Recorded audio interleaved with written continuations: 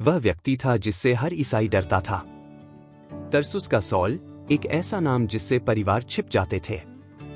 महायाजक के अधिकार के साथ वह घरों में घुसता, विश्वासियों को घसीटता और जेल में डाल देता। पुरुष, महिलाएं, कोई फर्क नहीं पड़ता था। वह मानता था कि वह ईश्वर की सेवा कर रहा है। लेकिन दमिश्क की सड़क पर सॉल किसी का शिकार नहीं कर रहा था। वह अनुग्रह द्वारा शिकार बनने वाला था। स्टीफन की पथराव में सॉल मौजूद था, जो पहले ईसाई शहीद थे, और उसने स्टीफन की हत्या को मंजूरी दी थी। लेकिन सॉल संतुष्ट नहीं था। वह ईसाइयों और उनके आंदोलन को मिटाने के लिए जुनूनी हो गया। हर दिन वह यीशु के अनुयायियों का निर्दयता से पीछा करता। वह यरूशलेम में घर घर जाकर हर उस व्यक्ति को घसीटता जो यीशु को प्रभु मानता था। लेकिन यरूशलेम उसके लिए काफी नहीं था। मुझे पत्र दो, उसने महायाजक से कहा, ताकि मैं दमिश्क जाकर उन सभी को वापस ला सकूं जो यीशु का अनुसरण करते हैं, न्याय का सामना करने के लिए बंधे हुए। और इस प्रकार अधिकार के साथ सॉल क्रोध से भरा दमिश्क की ओर निकल पड़ा, और यह जाने बिना कि स्वर्ग उसे देख रहा था।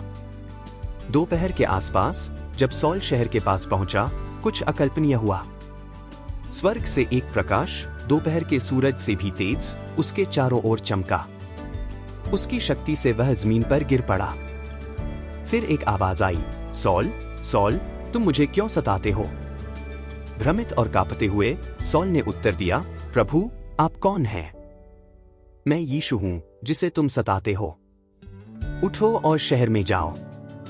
वहां तुम्हें बताया जाएगा कि तुम्हें क्या करना है। सॉल के साथ जो लोग थे उन्होंने आवाज तो सुनी, लेकिन किसी को नहीं देखा। सॉल उठा, लेकिन जब उसने अपनी आंखें खोलीं, तो वह अंधा था। एक बच्चे की तरह हाथ पकड़कर शक्तिशाली सॉल दमिश्क में दाखिल हुआ। 3 दिन तक उसने न कुछ खाया न पिया। वह पूरी तरह अंधकार में बैठा रहा, शारीरिक और आत्मिक रूप से।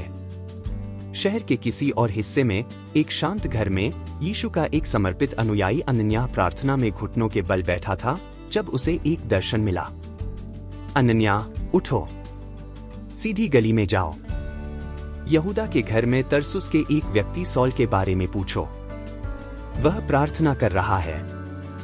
एक दर्शन में उसने एक व्यक्ति को देखा है जिसका नाम अनन्याह है, जो आकर उस पर हाथ रखेगा ताकि उसकी दृष्टि लौट आए। अनन्याह ठिठक गया, प्रभु, मैंने इस व्यक्ति के बारे में बहुत कुछ सुना है। उसने यरूशलेम में आपके संतों को बहुत नुकसान पहुंचाया है, और अब वह यहां उन सभी को गिरफ्तार करने के अधिकार के साथ आया है जो आपके नाम को पुकारते हैं। लेकिन प्रभु ने उत्तर दिया, जाओ। वह मेरा चुना हुआ पात्र है जो मेरे नाम को अन्य जातियों, राजाओं और इस्राएलियों के सामने ले जाएगा। मैं उसे दिखाऊंगा कि मेरे नाम के लिए उसे कितना कष्ट सहना होगा। आज्ञाकारी लेकिन डरे हुए अनन्याह गया। दरवाजा चरमराया जब अनन्याह घर में दाखिल हुआ। उसके सामने बैठा था कुख्यात सॉल, अंधा, कमजोर, विनम्र।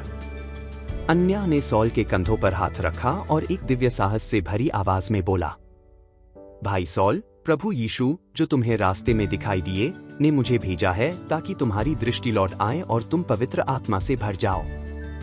तुरंत सॉल की आंखों से कुछ परतों जैसा गिरा। वह फिर से देख सकता था, लेकिन केवल उसकी शारीरिक दृष्टि ही नहीं लौटी थी। उसका पूरा जीवन बदल गया था। एक ही सांस में सॉल मसीह का शत्रु से उसकी दया का पात्र बन गया। डुबोया गया, गाड़ा गया और उठाया गया। सॉल उसी दिन बपतिस्मा लिया गया। कुछ ही दिनों बाद सॉल आराधनालयों में प्रचार करने लगा, यीशु परमेश्वर का पुत्र है। लोग चकित रह गए। रुको, क्या यह वही व्यक्ति नहीं है जिसने यरूशलेम में विश्वासियों को आतंकित किया था, जो उन्हें गिरफ्तार करने और जंजीरों में बांधकर ले जाने आया था? लेकिन यह कोई गलतफहमी नहीं थी, यह एक चमत्कार था। सॉल, जो कभी ईसाइयों के लिए डर का चेहरा था, अब साहसपूर्वक यह सिद्ध कर रहा था कि यीशु वास्तव में प्रतिज्ञा किया गया मसीहा है। उसने धार्मिक विद्वानों को निरुत्तर कर दिया। अब उसके शत्रु उसी के खिलाफ हो गए। शिकारी अब अपने पुराने साथियों द्वारा शिकार बन गया। उन्होंने उसे मारने की साजिश रची और शहर के फाटकों पर पहरे बिठा दिए। दिन रात ताकि जैसे ही सॉल बाहर निकले वे उसे हमेशा के लिए चुप करा सकें। लेकिन जब शहर सो रहा था, सॉल के नए मसीही भाइयों ने उसे एक बड़ी टोकरी में दीवार की खिड़की से नीचे उतारा और वह रात के अंधेरे में भाग निकला। जो व्यक्ति कभी सॉल के नाम से डराया करता था, अब पूरी दुनिया में पौलुस के नाम से जाना गया। लेकिन नाम क्यों बदला? सॉल उसका हिब्रू नाम था, विरासत और परंपरा का नाम। यह उसे उसके लोगों, उसके अतीत, बिन्यामीन की जाति और एक फरीसी के गर्व से जोड़ता था।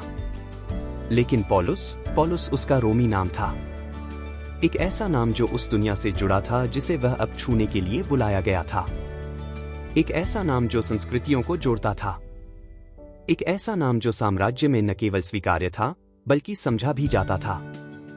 जब उसने साम्राज्य भर में अन्य जातियों को प्रचार करना शुरू किया, उसका नाम उसके मिशन का प्रतीक बन गया। यह एक परिवर्तन को दर्शाता था, गर्वित फरीसी से विनम्र सेवक तक, सताने वाले से प्रचारक तक, सॉल से पौलुस तक। और हालांकि शास्त्रों में नाम बदलने की कोई नाटकीय घटना दर्ज नहीं है, यह परिवर्तन संयोग नहीं था। वर्षों बाद पौलुस ने लिखा, तुमने मेरे यहूदी धर्म में पूर्व जीवन के बारे में सुना है कि मैंने परमेश्वर की कलीसिया को कितनी तीव्रता से सताया। लेकिन जब परमेश्वर, जिसने मुझे मेरी मां के गर्भ से अलग किया और अपने अनुग्रह से बुलाया, प्रसन्न हुआ कि वह अपने पुत्र को मुझ पर प्रकट करे, तो मैंने किसी मनुष्य से परामर्श नहीं किया। पौलुस ने रोमी दुनिया भर में कलीसियाएं स्थापित की, पत्र लिखे जो शास्त्र बन गए, और उस सुसमाचार के लिए अपना जीवन समर्पित कर दिया जिसे वह कभी नष्ट करना चाहता था। क्योंकि जब यीशु किसी हृदय को बदलता है तो वह केवल उसे शुद्ध नहीं करता, वह उसे एक नया उद्देश्य देता है। अगर आपने अभी तक सदस्यता नहीं ली है तो कृपया ऐसा करना न भूलें। यह हमें ऐसे अद्भुत वीडियो प्रदान करने में मदद करता है।